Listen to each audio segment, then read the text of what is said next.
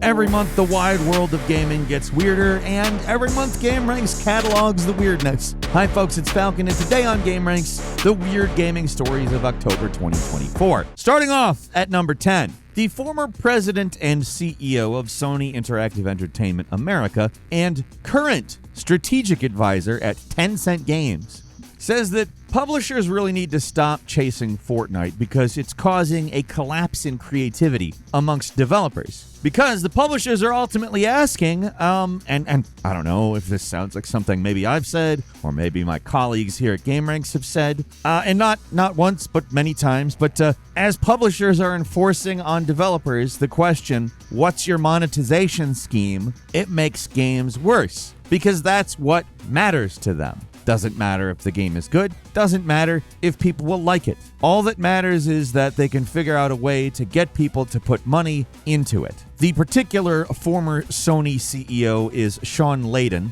and I want to go ahead and say this. He's right, and I appreciate him coming forward and saying this thing, but hindsight is 20/20, isn't it? It's pretty easy to say that's a problem in the industry when you're no longer the CEO of one of the main players in that industry. Now, granted, he does work for Tencent now, which means he is definitely still part of that machine, but he works as a consultant, essentially, and I would guess that's not as important as being the CEO of Sony Computer Entertainment America. He's probably just a cog in the machine over there, and saying stuff like this, he's probably also complaining about a boss at Tencent, to be frank. Tencent owns 40% of Epic, which owns Fortnite. Isn't it interesting he used Fortnite as the example? Now, his Sony affiliation will, of course, cause people to talk more about Sony than about Tencent. But to me, this seems like a gentle rub against his current employer. Stop chasing Fortnite. Like, yeah, he's telling other people, like, we have Fortnite and you're not going to out Fortnite. It's just not going to happen. But if you actually think about him saying that as a person who works for them, he might also be saying, like, maybe internally we need to come up with some new ideas that are more creative. I don't know. I think that it's a weird story because I think there's some push and pull there that a lot of people aren't talking about. But before we move on from this story,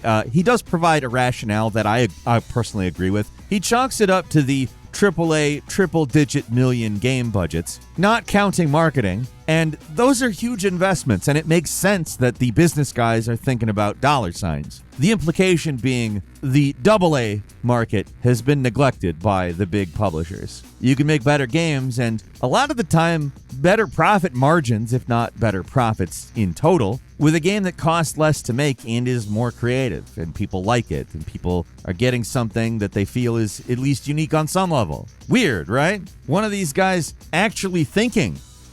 At number 9, one of the programmers behind the horse armor back in Elder Scrolls Oblivion, Bruce Nesmith, who has since left the video game industry to be a full-time novel writer, was doing an interview with Video Gamer and basically said, we had no idea what we're doing. He was talking about how it was a test. It was kind of to see if downloadable content across multiple platforms was viable, and clearly it was. It was $2.50. Everyone hated it, but he said it sold millions.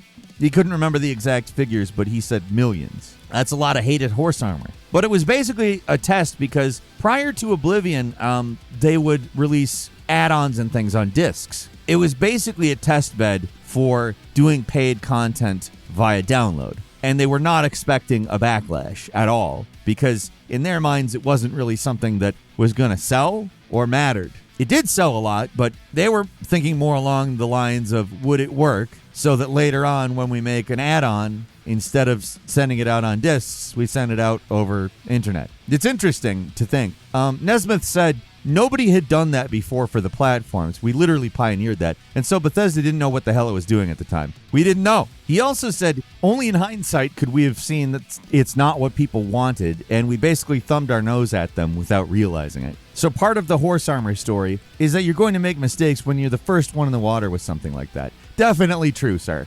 At number 8, Japan's PC gaming market has about tripled in the last 4 years, seeing a 187% surge in market activity. Went from a $560 million US market in 2019 to a $1.6 billion market in 2023. Now, this is kind of crazy because obviously Japan is the console capital of the world. Nintendo's there, and while obviously the PS5 and particularly the Nintendo Switch are doing just fine there, a large number of younger people are moving to PCs for a couple of reasons. Firstly, of course, is Steam. But secondly, interestingly enough, is Microsoft's PC Game Pass. You know, we've talked about Game Pass having some difficulty catching on in the United States, but in Japan, from 2019 to 2023, it has quadrupled. I don't think I need to explain the Steam aspect of why that has helped PC gaming in Japan. It's helped PC gaming everywhere. But another big aspect of it is much more affordable gaming hardware for the PC, as well as a lot of console games not being console exclusive, and most of them having crossplay. And I think all of these are fantastic developments. They're things that, in my opinion, stifle the entire gaming scene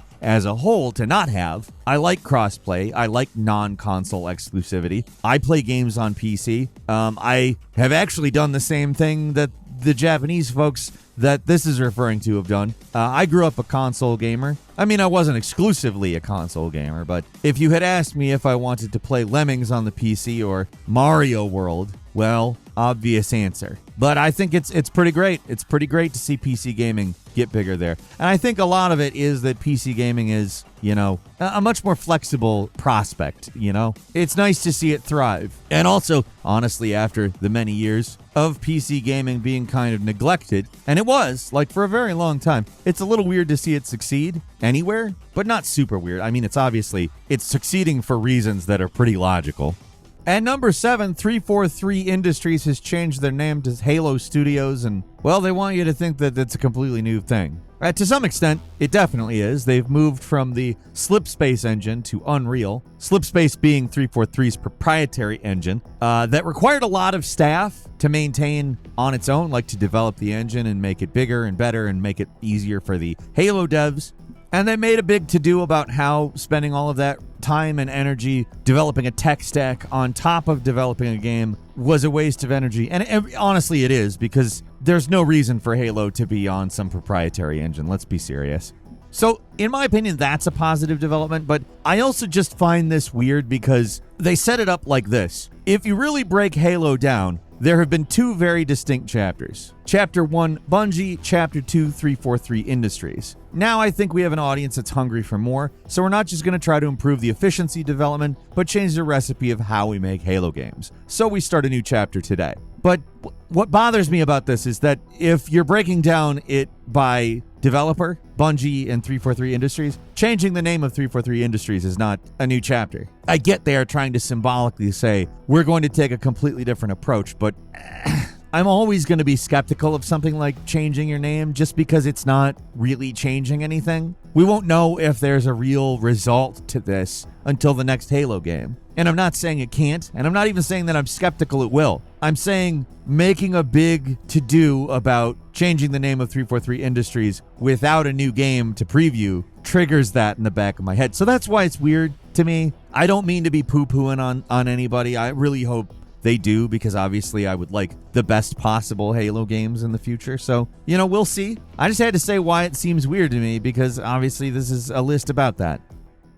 At number 6, and you're going to have to stay with me because I think this is weird in a way that it really isn't characterized as. TechSpot did an article with the headline, Nintendo, famed for hating emulation, likely using Windows PCs to emulate SNES games at its museum. So I think it's probably not too difficult to figure out the problem with this. Nintendo doesn't hate emulation. Nintendo uses emulators to play all of the games that you get in their game libraries when you subscribe to their old game console game things. Like if you're playing SNES or NES or N64 or whatever on the Nintendo Switch, it's an emulator. Now the subheader immediately says Nintendo only hates third-party emulators, it seems. But I think it's kind of weird that the headline is basically acting like Nintendo just completely hates emulation. Now, maybe using Windows PCs is a little weird. For the most part, when you see this type of thing, you would expect them to use, I don't know, like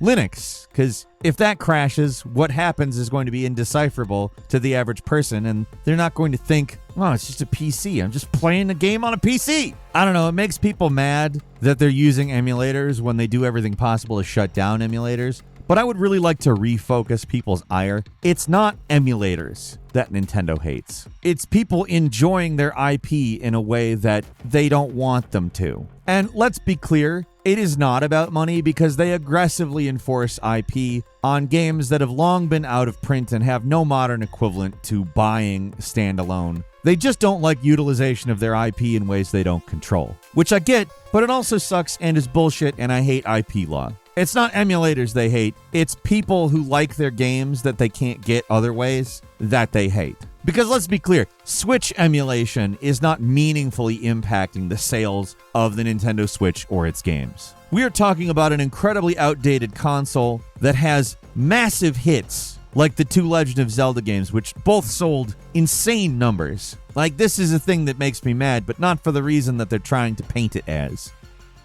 At number 5, hey, remember how we started this list off with how much people hated the $2.50 horse armor in Oblivion? Well, Blizzard just released a $90 World of Warcraft mount. Yeah, I don't know that I'm going to have a lot to say about this other than that's a really stupid ripoff. But, I mean, you can go to Blizzard's website and they're literally bragging about this mount in the blog post equivalent of QVC. Celebrate camaraderie between the Alliance and the Horde with this awe-inspiring Trader's Gilded Brutosaur, adorned with a 20th anniversary themed harness encrusted with gems representing World of Warcraft's finest expansions. Call now! Yeah, what's weird is that it's apparently selling pretty well. People complain about entire games costing $90, but Blizzard was just like, hold my beer. Ugh.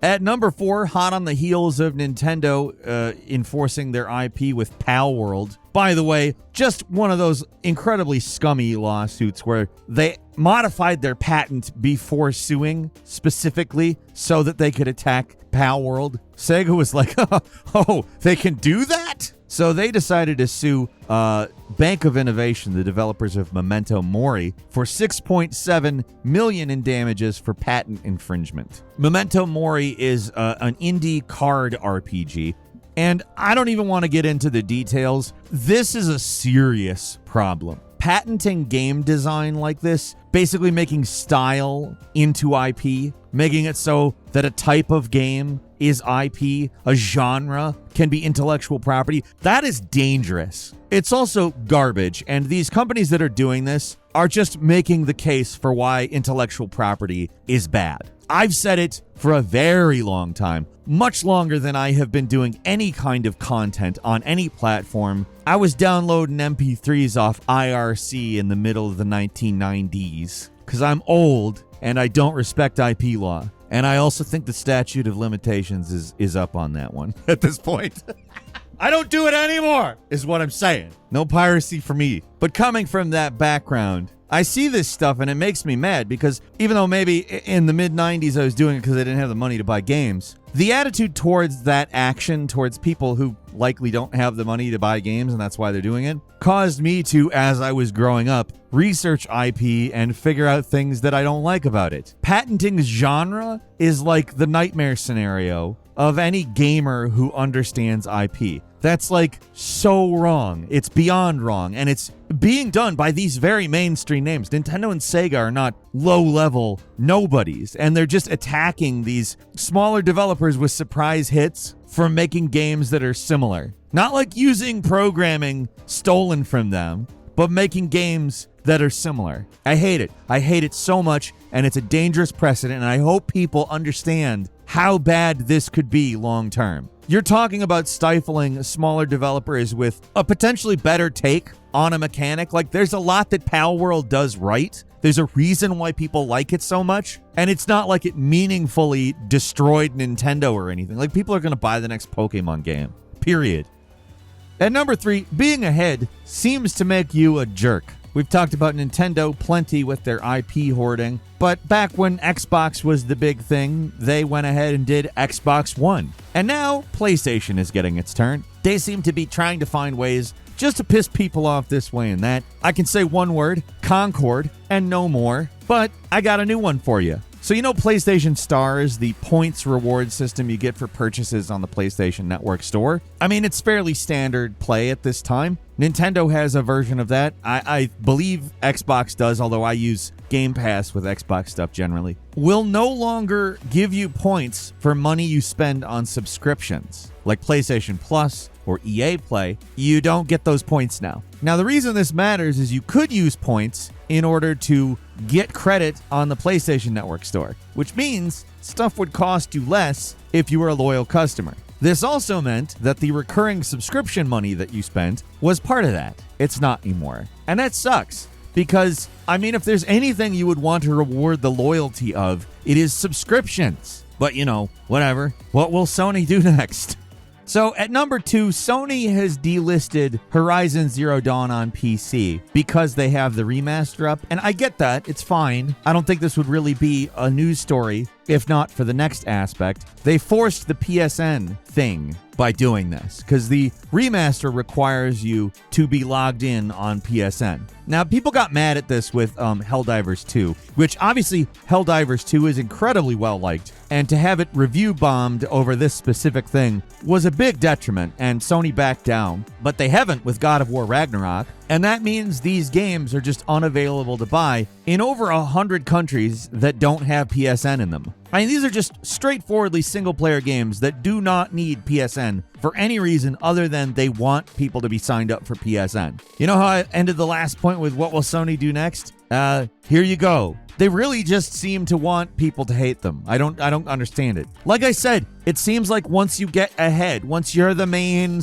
console, you just decide that you don't want to be anymore and start doing stupid crap. I realize this isn't on a console, it's on the PC, but it involves consoles because of the PSN thing, which is primarily a PlayStation console thing. I don't know, it's stupid. It's very stupid.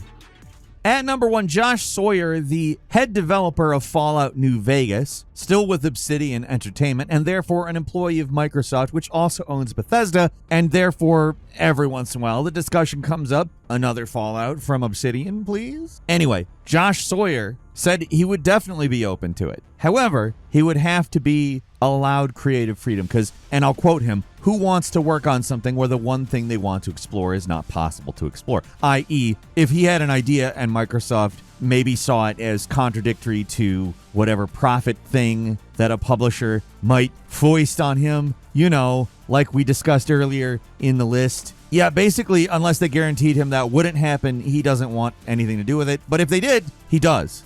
And that's good because that's really a lot of the equation, honestly. If he didn't want to do one, there's no chance of it ever happening. But if he does, and, well, Microsoft isn't stupid and doesn't foist some stupid requirements on him, there's a very decent chance we could get an Obsidian Fallout. It's not really up to Bethesda, it's up to Microsoft. And if Microsoft wants one, they can make it happen. But the question is, will they be cool? Well, they're not in first place right now with all the consoles, so maybe they will. Seems like being in first makes you stop being cool immediately. It's weird. It's all weird. Everything's weird here. That's the whole point of a weird stories list, though, is it not? What do you think? Leave us a comment. Let us know. If you like this video, click like. If you're not subscribed, now's a great time to do so. We upload brand new videos every day of the week. Best way to see them first is, of course, a subscription, so click subscribe. Don't forget to enable notifications, and as always, we thank you very much for watching this video. I'm Falcon. You can follow me on Twitter at Falcon the Hero. We'll see you next time, right here on GameRanx.